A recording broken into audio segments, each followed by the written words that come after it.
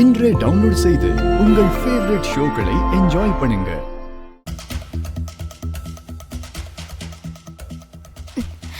அண்ணி,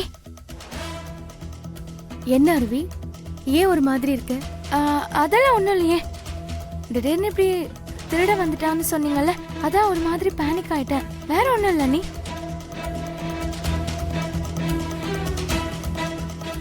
அதான் நாங்க எல்லாருமே வீட்ல இருக்கோம்ல அருவி. அப்புறம் என்ன, தைரியமா இரு. சரிங்க அண்ணி. என்ன அண்ணி பாக்குறீங்க? ஒன்றும் இல்லை. சரிங்க அண்ணி, நீங்க போங்க. நான் காலையில சீக்கிரம் காலேஜுக்கு போகணும். கொஞ்ச நேரமாச்சும் தூங்கிக்கிறேன். அருவி பேசுற விதமே சரியில்லையே, ஏதோ தப்பா இருக்கு. ஒருவேளை திருட ரூமுக்குள்ள ஒளிஞ்சுக்கிட்டு வெளியே சொன்னா ஏதாவது பண்ணிடுவேன்னு மிரட்டி வச்சிருக்கானா? அண்ணி, என்ன நீ யோசிக்கிறீங்க? என்னாச்சு? அது வந்து எல்லாரும் எங்கெங்கயோ தேடுறாங்க. ஒருவேளை உனக்கு தெரியாம திருட உன்னோட ரூமுக்குள்ள வந்திருந்தா அதான் பாக்குறேன்.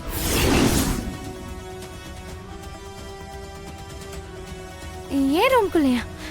ஏன் ரூமுக்குள்ள எப்படி வர முடியும்? நான் தான் ரூமை லாக் பண்ணி வச்சிருந்தேனே. வீட்டை கூட தான் லாக் பண்ணி வச்சிருக்கோம். இப்ப வந்துடலையா? அதான் ஒரு வாட்டி செக் பண்ணிக்கலாமே. ஐயோ அண்ணி, இங்கெல்லாம் யாரும் இல்ல அண்ணி, நான் மட்டும்தான் இருக்கேன்.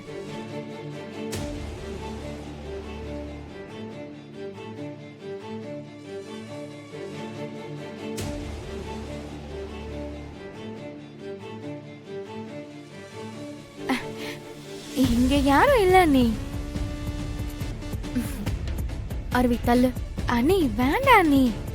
தள்ளுன்னு சொல்றல.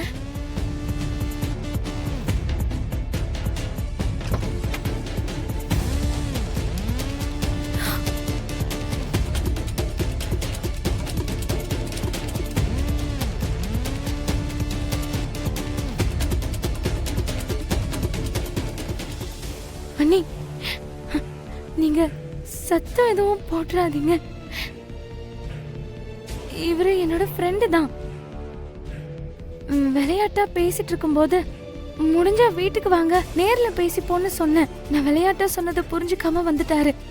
வீட்டுல இருக்கிறவங்களுக்கு தெரிஞ்சா பெரிய பிரச்சனை ஆயிடும் அண்ணி. நைட் டைம்ல உன் பெட்ரூம்குள்ள வந்து ஒளிஞ்சிட்டு இருக்கான். ஃப்ரெண்டுங்கிற இப்படிதான் இருப்பீங்களா? சத்தியமாவே ஃப்ரெண்டு தான் அண்ணி.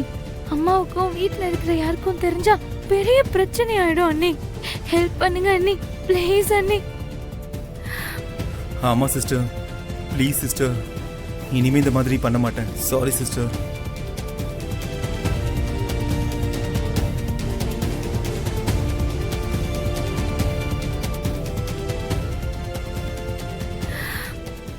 சரி இருங்க, என்ன பண்ண முடியும்னு பாக்குறேன்.